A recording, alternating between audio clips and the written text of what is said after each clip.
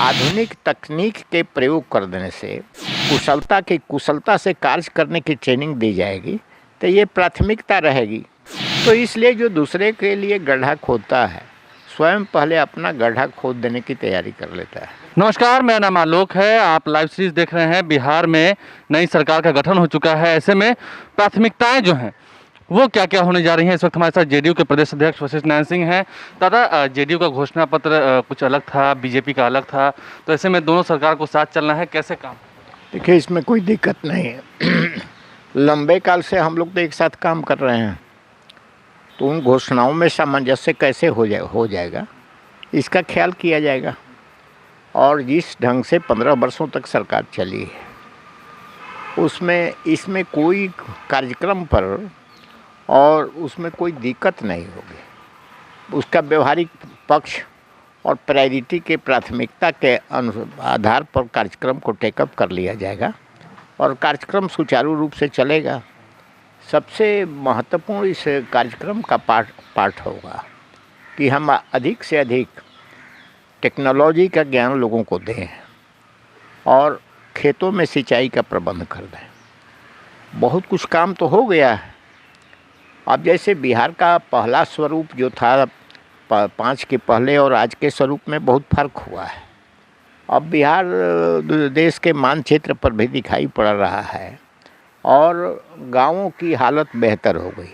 सोच लीजिए कि जहां मुख्य सड़क है वहां पर भी सड़कों की स्थिति दयनीय थी, तो गांवों के सड़कों की क्या स्थिति उस समय थी, इसके विषय में कहने की ज़रूरत नहीं है।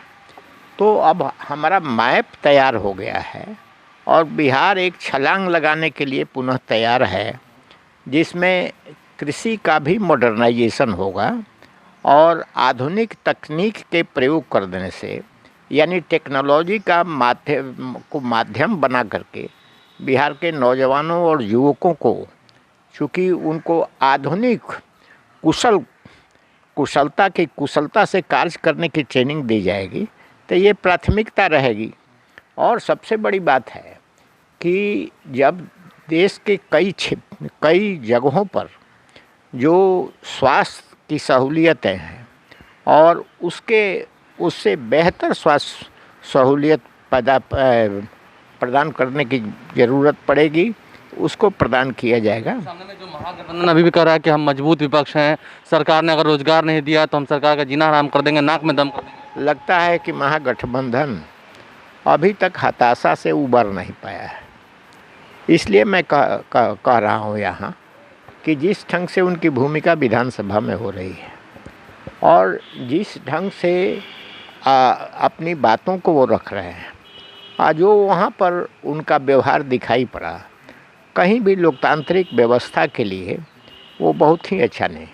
लोकतंत्र में विपक्ष की भूमिका भी बहुत महत्वपूर्ण होती है।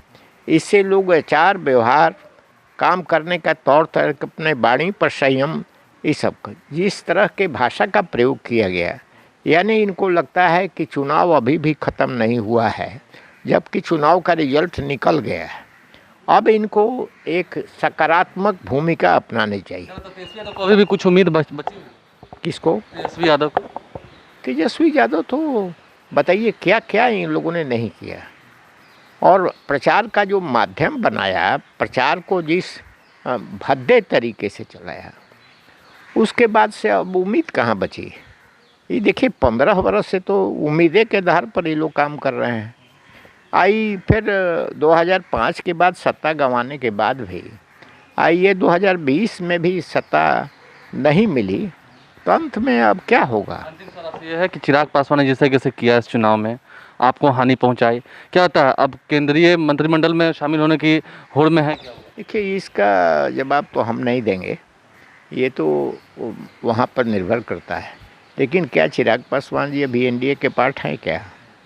आपने देखा, एक और जहाँ बिहार में एनडीए का विरोध करेंगे और वहाँ जाकर के सरकार में, ये हमको दोनों तार्किक नहीं लग रहा। बीजेपी के साथ शुरू से हैं। बीजेपी के साथ हैं तो अभी भी देखिए, भाषा साथ रहने से या कर्म करने से, वाणी और कर्म दोनों अलग है। तो आपने देखा नहीं, साथ रहने की बात तो कर रहे थे, बिहार में क्या दृश्य उन्होंने अपनाया है।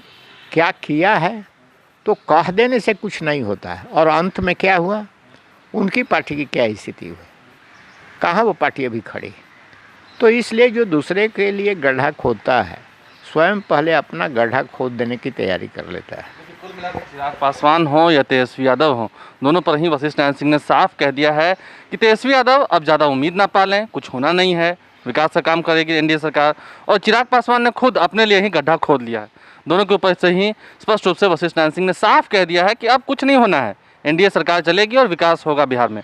लाइव सीरीज देखते रहे, हमारे चैनल को सब्सक्राइब कर लें, साथ साथ फेसबुक पेज भी लाइक करें। धन्यवाद। आधुनिक तकनीक के प्रयोग कर देने से कुशलता से कार्य करने की ट्रेनिंग दी जाएगी, तो ये प्राथमिकता रहेगी। तो इसलिए जो दूसरे के लिए गड्ढा खोदता है, स्वयं पहले अपना गड्ढा खोद देने की तैयारी कर लेता है।